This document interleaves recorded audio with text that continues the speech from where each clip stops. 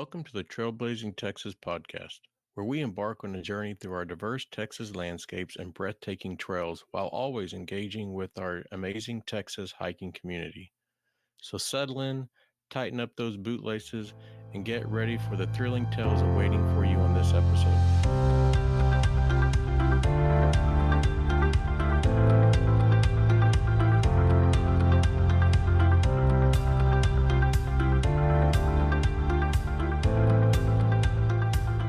All right, Tammy, what about you? Hiking now, family, friends, solo? I hike with a lot of people now. I mean, I got married in March. Yeah. Pete and I've been together for 3.5 years now.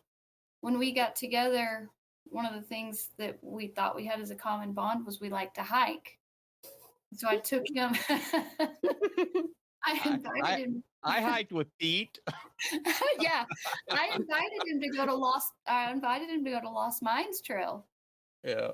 And we got there and we're hiking and we're like partway through and he goes, "This is not what I thought was hiking."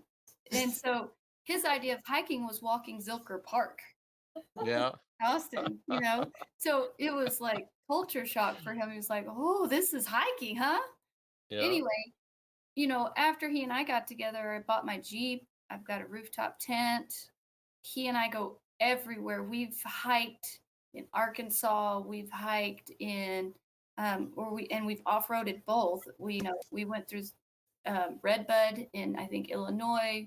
We've camped and hiked, like I said, in Arkansas. We've done almost all of Big Bend because we can take the Jeep everywhere. So we've hit just about every trailhead and every road. So we hike with group and each other. Yeah. So you're pretty much always with someone then. Yeah, Pete now wouldn't let me even fathom going alone. Yeah. Let's do his research now. He's on all trails. He's looking at it. You're fired from planning my vacations. Yeah, Mike's fired. He's not allowed to plan anymore. All I know is when I met Pete, it was on top of Baldy Peak, and he was not very happy. No, because I mean, when you research it, there's not a whole lot about Baldy out there, though. No. Right. And we knew nothing about it other than altitude and maybe, how hard it was. But, you don't realize that every step you take, you slide backwards a half a step, and and there's no switchbacks. It's pretty much straight up. Well, it's true. That's the difficulty of Baldy is that it's not in a national park, and it's not. They don't switchbacks that are perfectly graded at certain slopes and stuff. I mean, it is pretty much straight up. Yeah. I remember Teresa Henning helping you carrying your pack up that ridgeline walk that we had to do. I've come a long way, and Mark just kept taking me to the edges. And so I've come a long way, but when there's cliff on both sides of me, like Emery, I'll do it, but my hands are soaked and I'm terrified, but the peak just calls my name. So there I go. All right. So this next question is going to dictate how much longer this podcast is going to go. And what is your favorite Texas national park? Oh, Texas. Probably Big Bend. Oh, I'm over Guadalupe. I'm over it. Yeah. They got a divorce a couple of years ago. Yeah. Not returning. No. No. Have you seen the park? Like, have you been out to the back country of the park or just? I've done almost all of it. I think the one I hated the most was Bush. I'm like, never ever am I doing this again. I've done McKittrick like 5 or 6 times. I've done Devil's Hall once, so that one I will do again just because. I've done the Peak twice. I've done Hunters twice. So I'm just like, okay, I'm over it. What is your favorite Texas state park? I've only been to Paladero Canyon, if that's the state park. So I've only been out there. All right. I don't think. Tammy, what about you? Your favorite Texas national park and state park? And so far, it's not looking good for this podcast. Going past this question now. Well, we Big Bend. There's just more options, and we like to go off-roading. I know that Black Gap's not fantastic, for off-roading. But it's a good beginner trail for anyone who likes to go off-roading. It's actually a great beginner's trail. But we really enjoy Big Bend. We go a couple times a year, every year, for sure. Yeah. All right. What about Texas State Park? I don't know that I have a favorite. I've been to so many, and just I've never clocked them as, oh, this is my favorite, or oh, this is my favorite. I might have done just like one trail at a different park. I mean, I can't compare it to, I've been to Big Bend Ranch State Park, in different places like that, but I've only ever done like one, like I said, one trail. Yeah. Whereas Big Bend and Guadalupe, I've covered almost all of it. Yeah. So it's hard to compare, I guess you could say. All right. Laura, what about you? Texas national and state. Well, I'm going to start with the one you don't want to hear. You can cut it out if you don't like it. Banff National Park in Alberta, Canada, has surpassed everything that I've ever experienced in my whole life. So that wins it all. That's in Canada. I don't We care. said in Texas. Or I don't care. I'm gonna say what I you're in a want. different country. I'm gonna say what I want. This is Laura. Laura goes against the grain. I know. Yeah. And Michael said Canadians were welcome here. That's That's right. Sorry. Hey, Canadians are welcome here as long as I have the edit button. That's right. But no, that's been my absolute best experience ever. But as far as a national park in Texas, it's definitely Big Bend. Because it's partly the hiking, but it's partly just the experiences. Camping there is so different than anything in the Guadalupes. We day trip the Guadalupe Mountains so much, and Big Bend is just far enough away that we don't day trip it as much, so we camp, and that just makes it even better. And then the state park for me is actually Lost Maples. We went there in the fall once. I love Lost Maples, in the spring. Being from the north, being from Indiana and missing maple trees, I love Lost Maples. All right. Michael, what about you? I would have to say, no doubt, that Big Bend is my favorite national park. And a lot of that is just because of the geological diversity of Big Bend, the laboratory of geology. I mean, everything from the beginning of this to the most recent volcanics, it's just fantastic. Guadalupe's are great, but geologically, they're boring. It's all limestone.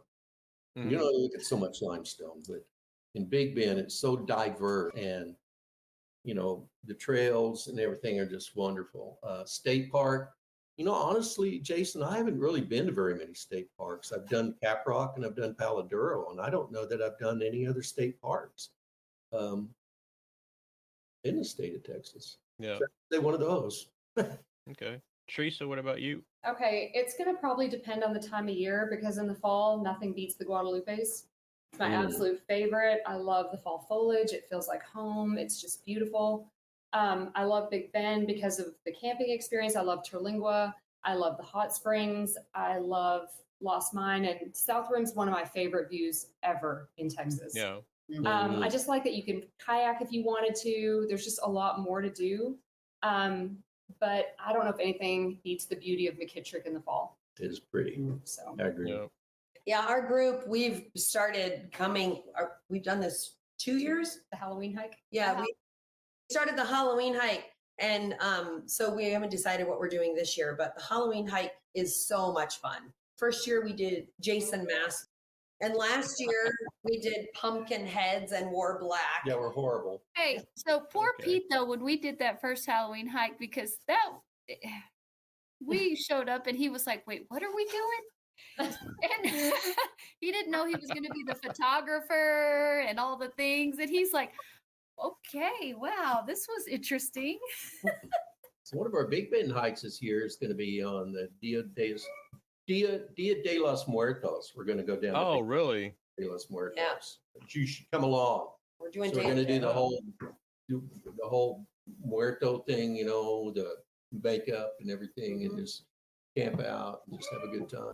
That would be pretty cool. Yeah, and it's funny based on y'all's answers how well we get along, but my favorite is Guadalupe. If you offered the next 100 of my expeditions, it would be Guadalupe every time. But I've been to Big Bend. I understand. You're absolutely right. I just have a thing for Guadalupe.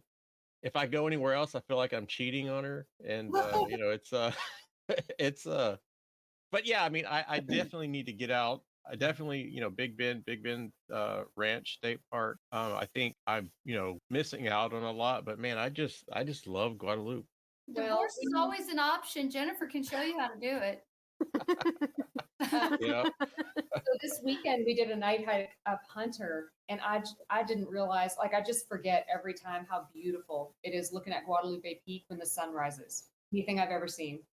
Hey, and this weekend though, one of the things I've never seen, because we've done Hunter probably 4 or 5 times at least. Mm-hmm. And one of the things that I saw this weekend was the obelisk on the peak was hitting the sun just right, and you could actually see it. Yeah. Oh, really? Wow. Yeah. Yeah. I think this next question would be really important to our listeners, especially anybody new that wants to get into hike and backpacking. So you guys clearly hike outside of Texas. You hike Texas. You don't just hike. I mean, it's an adventure. You challenge yourselves. So how do you guys prepare for an upcoming trip? Just so you don't find yourself in a situation where it's dangerous or you're not ready for it. Because I definitely think physically you guys probably don't turn back a lot because you're not in shape, but certainly, the weather and stuff like that comes into play. But how do you guys get ready for a trip? Tammy, you want to kick us off? Because you have all these numbers and medals and stuff behind you. Oh, I have a gear room kind of like you, Jason. I have all my gear in one room. I have places for everything. I have my pack, like literally on the other side, what I'm staring at is a wall that has just backpack, backpack, backpack, backpack, backpack. And so, I choose the backpack based on the hike, the difficulty level, if I need a lighter backpack or if I can handle a heavier backpack and go smaller. I always bring certain things, like I always bring an extra long sleeve or I always bring my gloves. We learned from, hiking the peak that one time. We all got up there. It was so cold, and none of us, except for me, because I had my Mylar blanket.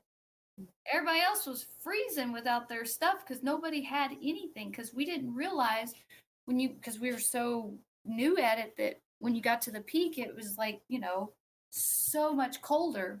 Started. We had shorts on that night.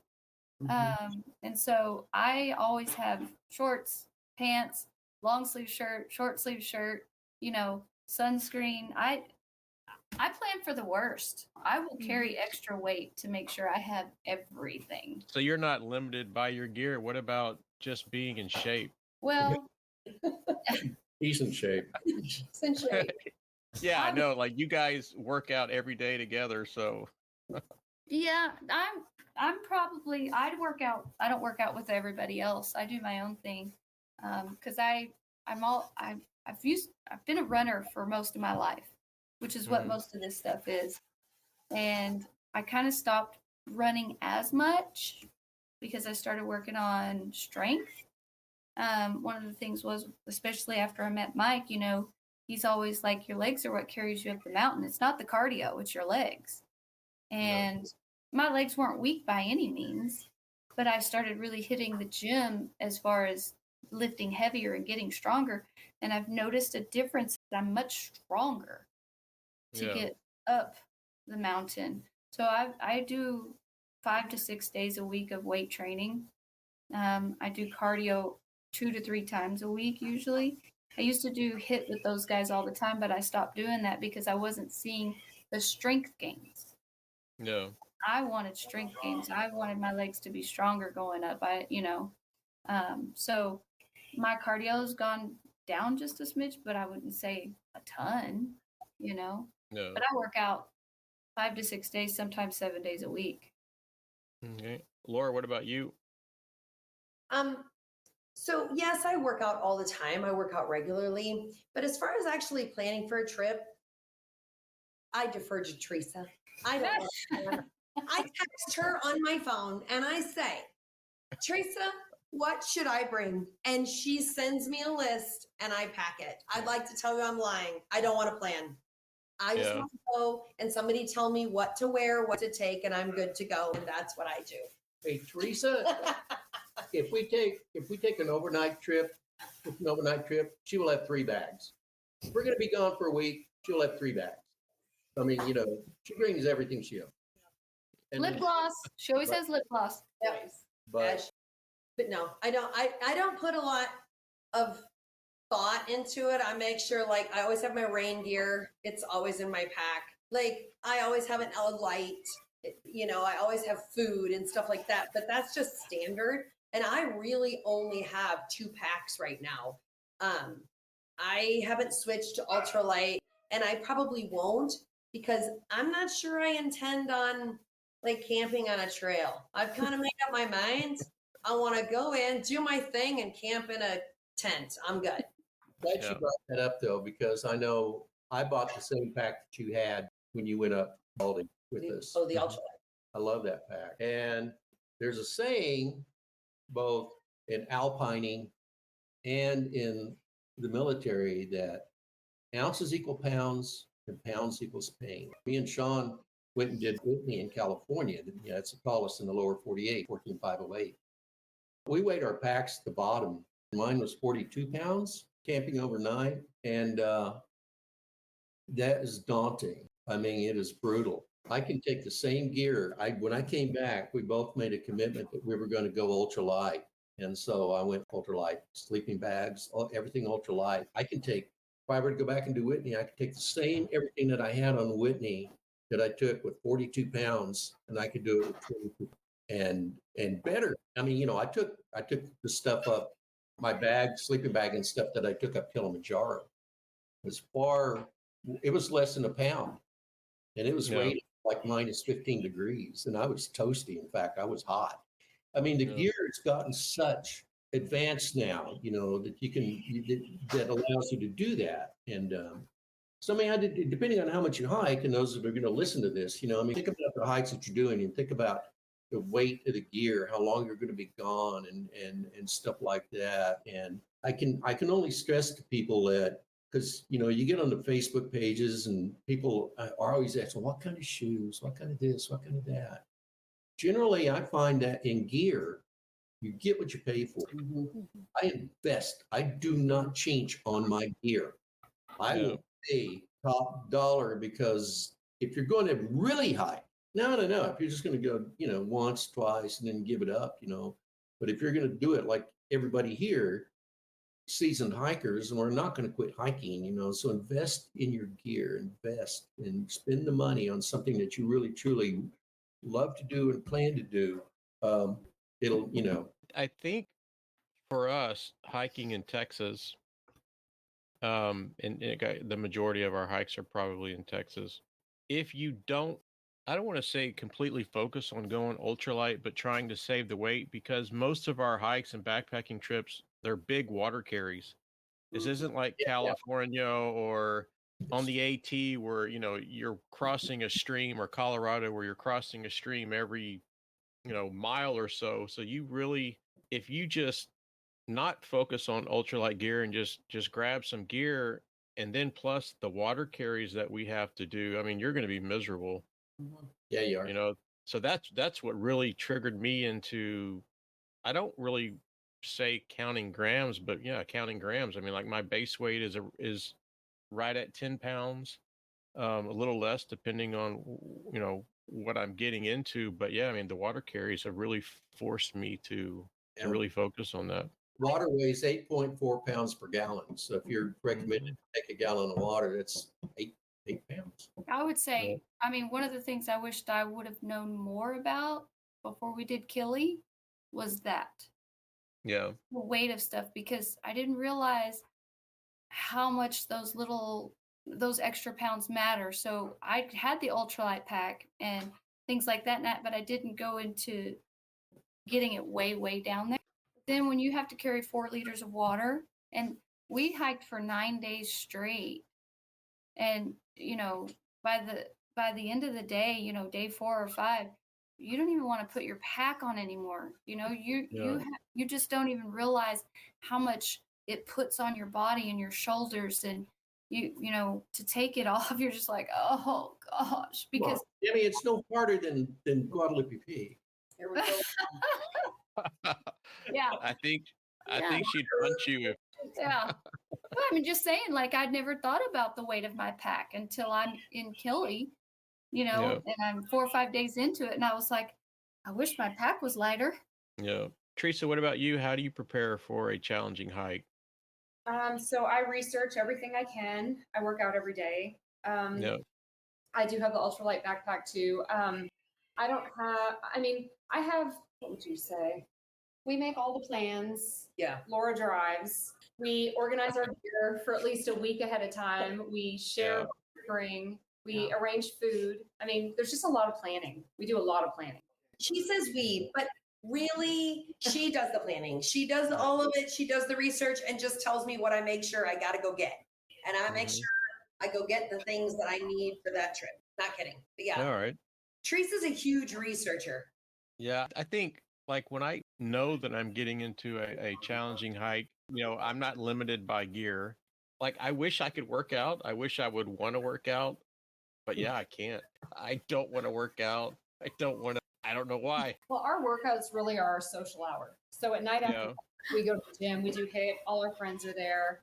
I mean, we have so much fun. It's just, I guess, the same as meeting at a bar. We just meet at the gym. Yeah. And kind of prepares us for what we want to do. So, next question. What has been the most difficult hike or backpacking trip you've been on, Killy. Hilly? And why is that? Is it, I mean, it's trail, it's not technical, but No, just the elevation gain? yeah. So I'll say, so we started out at 11,000 feet and eventually get to 16, but we took 6 days to get to 16,000 feet. You know, we went really slow to get to 16.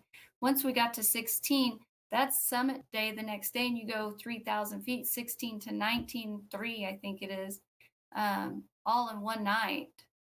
Yeah. And at 16, it's already hard to move, hard to breathe. You have to have your poles. I can't even imagine doing it without poles, and I hate poles. Yeah. And it's cold, it's windy. You got Mike reminding you about how hard it is.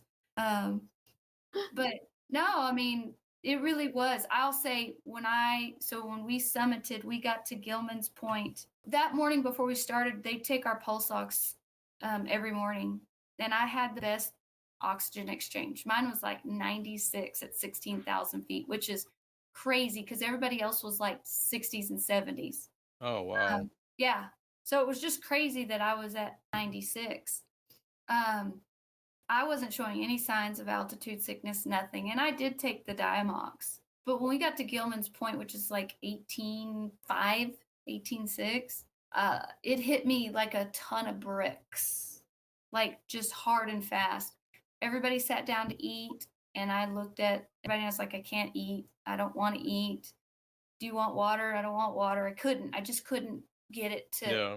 It's weird because you know you need to. You're telling yourself, eat, telling yourself, you know, take a drink, do this, do that. But I found a little corner and I sat in it while everybody ate. And then our lead guide, MC, he came over and he looked at my eyes and stuff.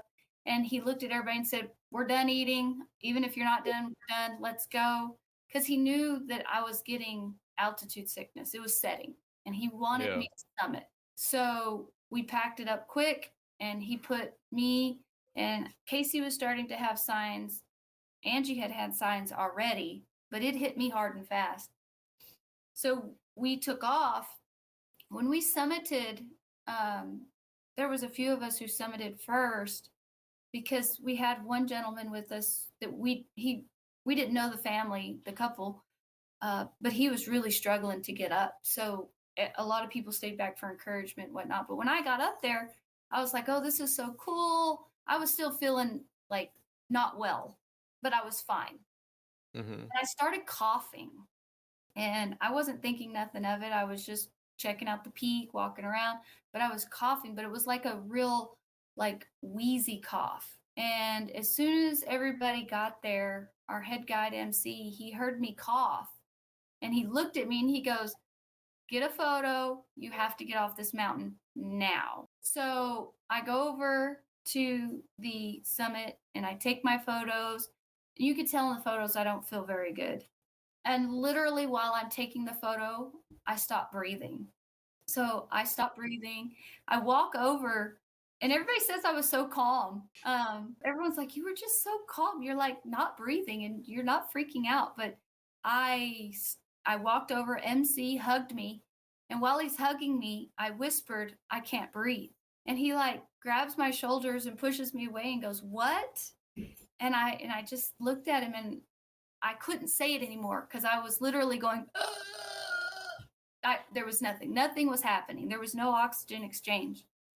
And I just felt a tear start falling down either side of my face. And you hear MC say, "Get the oxygen, whatnot." And everybody's around me talking. And I remember people talking and people saying stuff.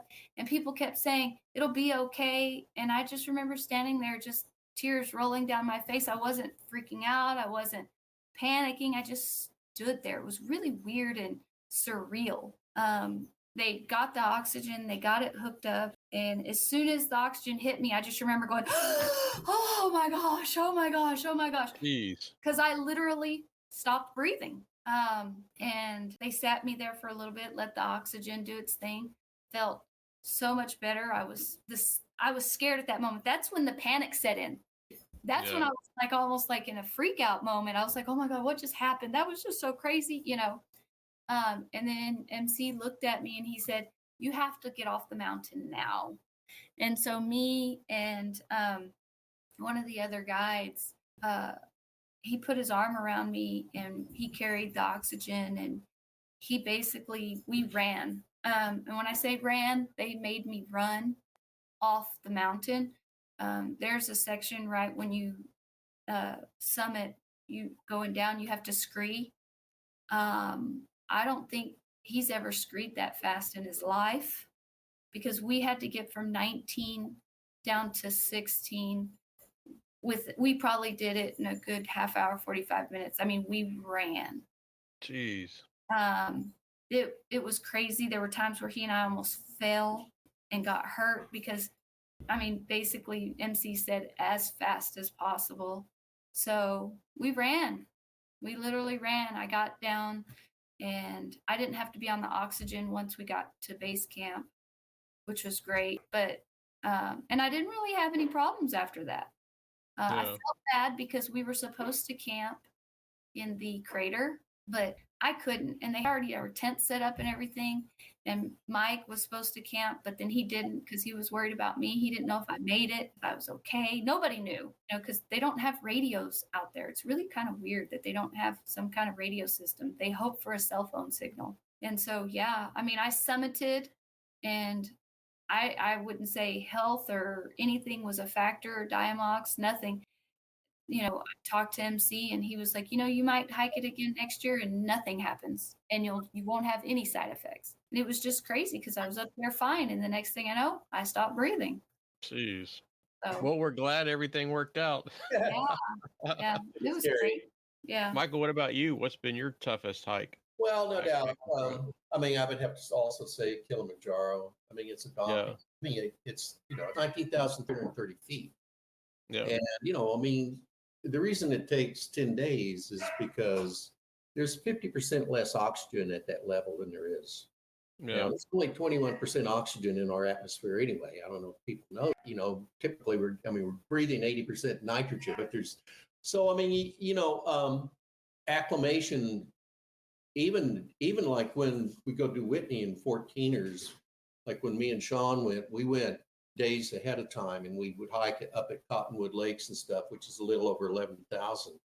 You need to acclimate yourself when you're going to go to altitude. And I think so many troubles happen when people just go there. Even at Guadalupe Peak, you'll see people. All of us season hikers just sort of looking at people like, "You got to be kidding, right?" Down last time, there was that lady that they had to send like 8 rangers to go pull her down. Remember that? Yeah. At Kilimanjaro, no, that was my second time on Kilimanjaro, and everybody's like, why did you do it twice? And for two reasons. One is Kilimanjaro is one of the 7 summits. It is a huge mountain, and there's a lot of ways to go up that mountain, but you're only going to see one side of that mountain, and it's so big. I wanted to see the other side. The second trip was designed specifically for me. No, that trek will never be duplicated. Nobody will ever go the same routes that we went. When you hike, when you take on a challenge like that, I was 68 years old the first time I summited. I'm 73 now. But to me, that was the challenge. I wanted to do something like you say. I love hiking. I love the outdoors. My time, I know that I'm going to be able to continue to do this, is shorter than the rest of you guys, given that we all live. So I want to live. But anyway, so I knew. So the first time I did it, like you might expect, there's a lot of concern. There's a lot of trepidation. Am I going to fail? Am I going to make it? Am I going to get sick? Am I going to be taken off the mountain? Am I going to this and that? And pretty soon, it gets in the back of your mind. And so once you do something, once you do something, that fear is gone. I've done it. I know. I did it up there. I didn't do Diamond. I waltzed my happy ass up to the summit and came back down. And I thought, well, I want to go back.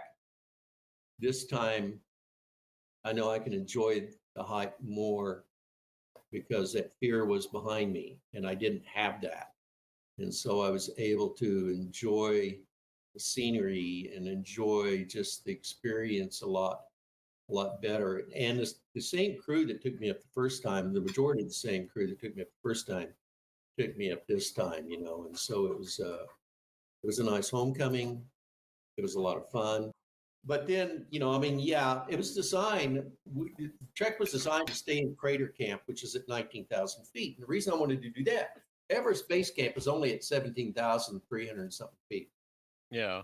So you can say, well, it's a little bit of bragging rights. I stayed at Crater Camp, and it's thousands of feet higher than Everest Base Camp. They had everything set up, but and MC said, well, you and Isu can stay, still stay down there, but I would not have slept that night because Tammy, Casey, they're my friends. I love them like sisters and brothers. And seeing them having to be taken down, I would not have slept. I would have not enjoyed it. And I would, so I said, no, we're either all going to stay at Summit Camp or at Crater Camp, or we're going down. Yeah. And so I went down, and I'm glad I did. But yeah, it's daunting. It's a major mountain, and it's fun. I think what prompted me to do it, since we're on the subject, is just going to work and everybody saying, I did 14ers. I've only done one 14er. The only 14er I've ever done is Mount Whitney. I did it twice, but it's the only one I've ever done. But you're sitting around the lunch thing and everybody's saying, I went to Colorado and I did all these 14ers. So I said, well, screw that. So I had a friend that was working for me. She's an astronaut. She flew in the space shuttle and she had done Kilimanjaro and said, Mike, you should go do Kilimanjaro. And so she prompted me to do it. So then I could sit around the campground and guys, I went and did 14er in Colorado. And I said, well, if you like those little hills, that's fine. Yeah. Go do the little hills if you like them. But is there going to be a third trip? I've seen the whole mountain now. I've circumvented that whole thing, and not only that, but we went over to Mwinsi Peak, which is one of the highest peaks in Africa. That was cool. Oh, Mwinsi's awesome, and it hardly anybody climbs it because it is tough. Jason, if you said, "Will you go with me?" I'd probably do it another time. Yeah. Why not? All right. You should do it, Jason. You should do it. Yeah, that would be pretty cool for sure. One of the funny things when everybody, because Amy, there were a couple from Salt Lake City that nobody really knew them. I knew them through one of the guys that was on my trek, Dennis. Mm-hmm. They were friends of his, so he hooked them up. And Amy brought a little amulet with her uncle's ashes.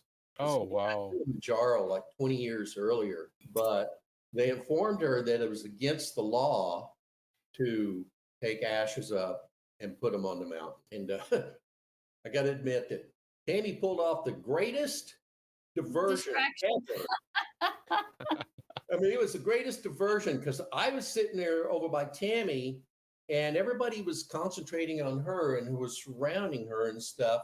And I looked over and there Amy was over at that iconic Kilimanjaro sign. She was just like, just all over the place. We got a great laugh about that. I said, so as Tammy hits the ground, she looks over at y'all and winks and says, yeah. Now's the time. Yeah, this version thing, but yeah, sure. She accomplished her goal, you know. And if anybody from Tanzania ever watches this podcast, you know, I mean, Amy felt bad too. She was like, I felt so bad you were over there, you couldn't breathe. But I was like, it's now or never. her moment. This is my- yeah, but you know, that's assuming that her real name is Amy. So I think, you know. So Laura, what about you? What's been your most difficult hiking or backpacking trip? My most difficult was Big Hatchet, because it was life altering for me. There was time because I threw a fit. There's just no other way to put it. I threw a fit. I took my sticks and I was frustrated.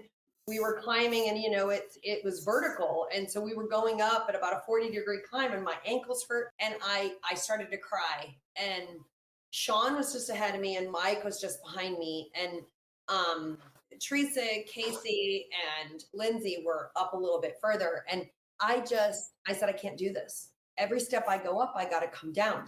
He goes, what hurts? I said, my ankles and my knees. He goes, mine too. Mike goes, mine too. So Sean started to create switchbacks because we were bushwhacking. There's no real, there's no trail. Yeah. There's a trail, Big Hatchet, but it's kind of loosey. And so he created switchbacks and he said, I want you to stay 2 steps behind me the whole time. And that's the reason I ended up getting up that trail. But it was empowering to make it to the top because it was hard for me. And, you know, coming down felt amazing. We switched back again, coming down. But it was, I think that was the hardest thing for me because I grew the most. It was a pivotal moment when I went, okay, I am actually a hiker. I'm not just moderate hikes. I'm actually a hiker.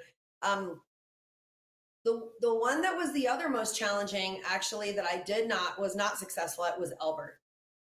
Mount Elbert in Colorado was a challenge for me, and it wasn't the hike; it was the snow. Mm-hmm. Yeah, it was the snow. It was falling into my knees, falling into my hips. I was frustrated, and I didn't have Sean saying, "This is what I want you to do," you know, and who was much more seasoned. It was me going, I don't really, why do I do this? So I'm standing. I'm not Jennifer, by the way. I'm standing in the middle of all of this snow with my sticks. I'm up to my knees. My feet are wet, by the way, waterproof shoes, big lies. I'm standing in all the snow and my sticks. And I go, what am I doing? And why do I do this? I do this for joy. I do this, yes, for a sense of accomplishment. I have no joy right now. I'm frustrated and there's no reason for me to feel this way. And so I made it out of that snowpack and then I waited and I knew Teresa and Jennifer were summiting and they knew I was not. Teresa, we had signal the whole time, by the way, phone signal. Teresa checked on me constantly. And she'd have to put her phone off and then she would put it on and check on me. Jennifer didn't check her phone the whole time, freaked us out. That's an whole nother thing. And so we, you know, I saw this couple coming down and I told Teresa, I said, I'm going to go down with them. I'm going to get somebody to get me off away from this snow. And she said, okay, I'm going to keep going. And I said, all right. And it ended up being a dad and daughter. And I walked down with them and we went around the snowpack. And, you know, my thing was if I fell through the snowpack and was by myself, no one was going to see it. No one was going to hear it. No one was going to know that I was in the bottom of that snowpack because we had no idea how deep it actually was in that section. And you could feel the water underneath. So it's like, okay, wait, am I going to get myself in a situation where now I'm under the snowpack? So I followed them, and they got me off the mountain, and we hustled and got down, and I went, okay, that was challenging, but I'm not going back. I don't need to accomplish that at all. I'm doing Pikes Peak because I'm going to ride down. Yeah. I'm going to climb up and I'm going to ride down because I'm not going to walk down. So the two podcast episodes before this one is my friend Jamie lives in Colorado, and it's two parts on us, Texans going up and visiting Colorado and the safety concerns and what times a year and all that kind of stuff. Because you don't want to mess around in the snow. No, in the beginning, and that was bad. Yeah. September or August and September are usually the best because the snowpack is gone and then the new snow hasn't come. We made some bad decisions. We did. We made some bad decisions. Separating was a bad decision. We should have stayed together no matter what. But Yes. it was a bad decision for us. But how many times do you hike? Like Henning and on Henning's podcast episode, on John's, on Sam's, we've talked about the same thing. We all know we should stay together, but we never stay together. Like when I'm hiking with Sam and Henning, they're already at the peak 5-10 minutes before I get there. And we had an issue where I lost my trekking poles, and I was ahead of them coming down, and they thought I had fallen off the mountain because my trekking poles are, laying across the trail or in these bushes.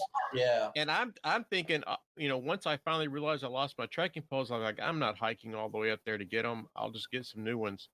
And so they thought like I died, and so it's stay together. Yeah, and I'll be honest, like I love to hike with somebody who like is slower than me so that I can stay with them. Yeah. Because I'm never going to be at the top of the mountain the fastest. You know what I mean? That's just not who I am. And I like hiking with Mike because he is the shepherd. He will sweep the back, when we do big trips that Mike isn't there, Teresa will sweep the back.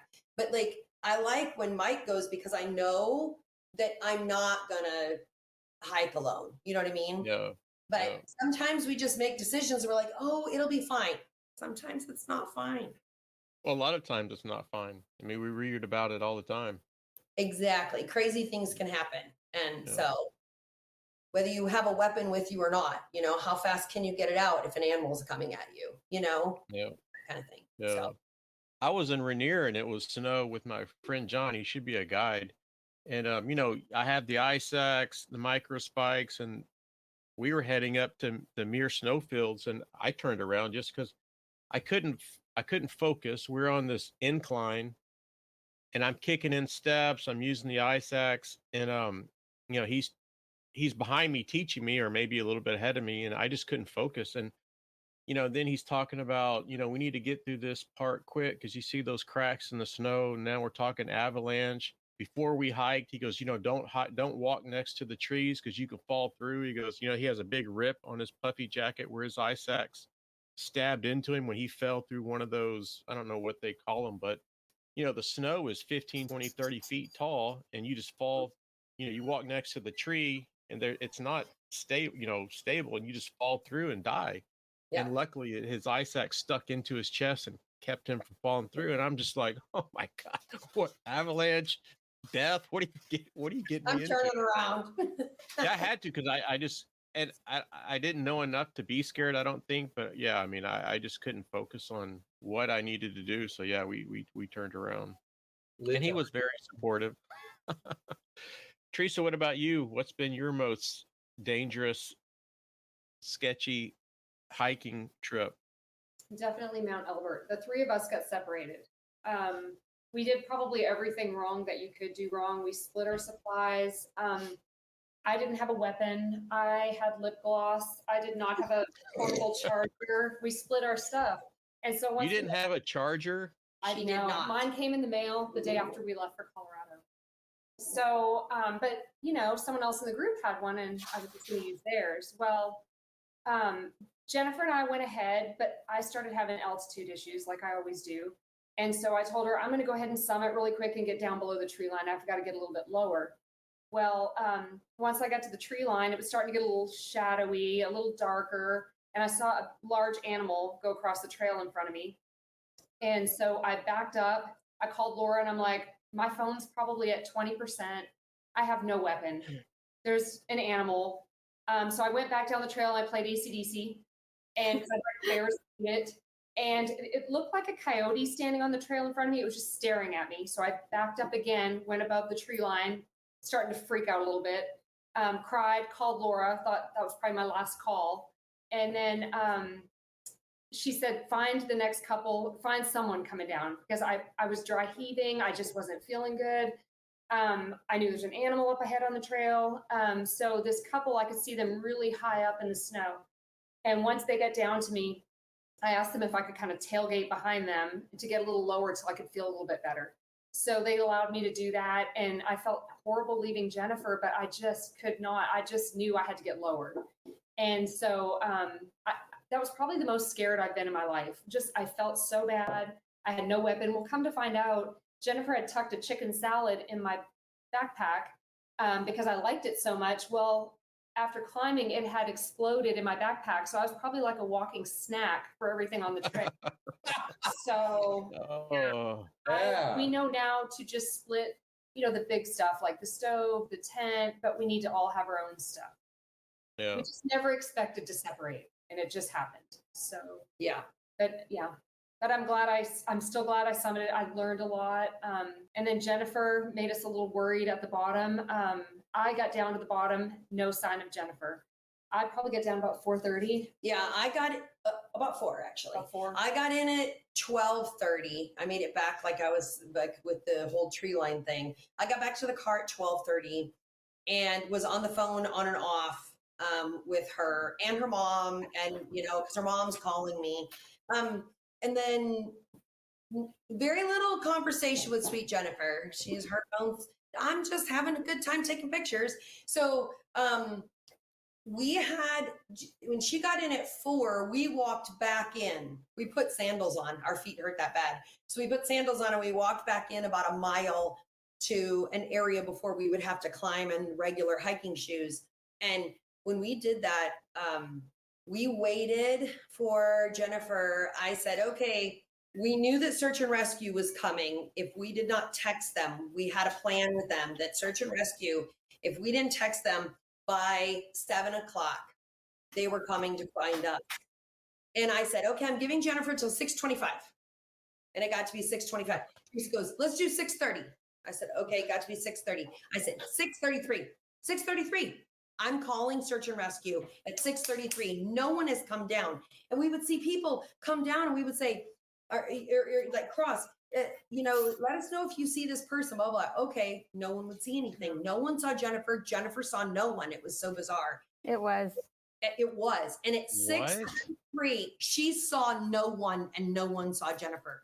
And at 6:33, just before I was going to call, here comes Jennifer, click, click, click. We see her little hat, we see her little skirt, and here she comes. And we're like, oh my gosh, she's here. And I mean, it was a moment like I'll never forget when I saw Teresa and then when I saw Jennifer, and I said, we are never doing that again. We are never splitting up again. I'm not a crier and I'm not a hugger, and I was that day. Yeah.